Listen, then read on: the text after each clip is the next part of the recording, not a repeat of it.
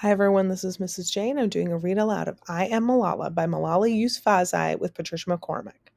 And we're on to Chapter 11 in Part 3, Finding My Voice. Chapter 11 is titled A Chance to Speak.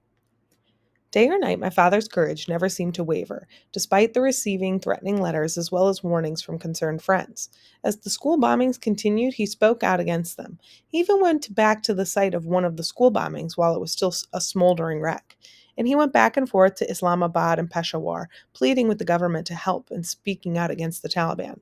I could see that my mother was worried at times. She would hug us close and pray over us before we left for school, and as soon as we came home. She sat late into the night with her phone in her hand, trying not to call my father every hour. She talked to us of plans of what we could do if the Taliban came. She thought she could sleep with a knife under her pillow. I said I could sneak into the toilet and call the police. I thought of the magic pencil I used to pray for. Now would be good a time as any for my prayer to finally be answered. Back at school, my friends and I wondered what we could do.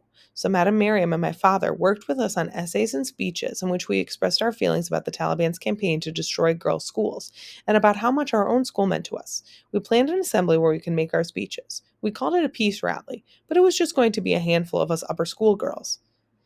The day of the assembly, a Pashto TV crew arrived at our school. We were excited and surprised. We didn't think anyone would care what a group of girls had to say about peace. Some girls were nervous, but I had given a few interviews by this time, and I was a bit more comfortable in front of the camera, although truth be told, I did still get nervous. We were a democracy at the Kushal school, so every girl would get a chance to speak. The older girls went first.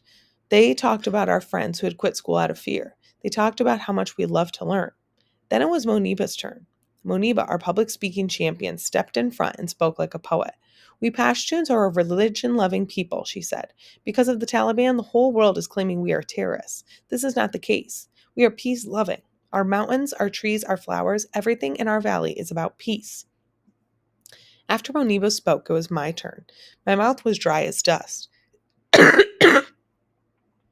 I was anxious, as I often was before interviews, but I knew this was an important opportunity to spread my message of peace and education. As soon as they put a microphone in front of me, the words came out sure and steady, strong and proud. This is not the Stone Age, I said, but it feels like we are going backward. Girls are getting more deprived of our rights.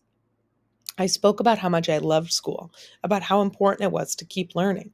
We are afraid of no one, and we will continue our education. This is our dream. And I knew in that instant that this wasn't me, Malala, speaking. My voice was the voice of so many others who wanted to speak but couldn't. Microphones made me feel as if I was speaking to the whole world. I had only talked to local TV stations and newspapers, but still, I felt as if the wind would carry my words in the same way it scatters flower pollen in the spring, planting seeds all over the earth. I had started a funny habit. I sometimes found myself looking in the mirror and giving speeches. Our house was often full of relatives from Shanghala who came to Mangora when they needed to go to the doctor or do some shopping. The kitchen was full of aunties gossiping, the guest room was full of uncles arguing, and the house was full of little children playing and crying and arguing.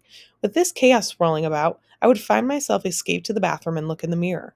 When I looked in the mirror, though, I didn't see myself. I saw hundreds of people listening to me. My mother's voice would snap me out of my daydream. Pisho, she'd say. What are you doing in there? Our guests need to use the bathroom. I felt quite silly sometimes when I realized I was giving a speech to a mirror in the toilet. Malala, I would say to myself, what are you doing? Maybe I thought I was still that little Malala who lectured to an empty classroom. But maybe it was something more. Maybe that girl in the mirror, that girl who imagined speaking to the world, was the Malala I would become. So throughout 2008, as our SWAT was being attacked, I didn't stay silent. I spoke to local and national TV channels, radios, and newspapers. I spoke out to anyone who would listen.